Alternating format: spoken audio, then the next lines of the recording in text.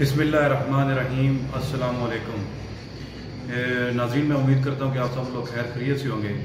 और दोस्तों, आज का जो मेरा टिप है, आज का जो नुस्खा है, ये उन हज़रात के लिए है जिनकी मनी में पस सैल आते हैं और उनकी औलाद नहीं है पस सैल की वजह से। तो उनके लिए ये आज का टिप है और नुस्खा बहुत ज़बरदस्त है, नहायत सिंपल है। आप ये घर में तैयार करें और इसको इस्तेमाल करें, इंशाल्लाह ताला आपको फ़ायदा होगा। दोस्तों, करना आपने इस तरह कि 5 तोले आपने ले लेनी, यानी 50 ग्राम ले लें आंबा हल्दी और 50 ग्राम गोंद की कर। इन दोनों को खूब बारीक करके पीस के इनको मिक्स कर लें और सही अच्छी तरह मिक्स करें, इनको यकजान हो जाएं। तो फिर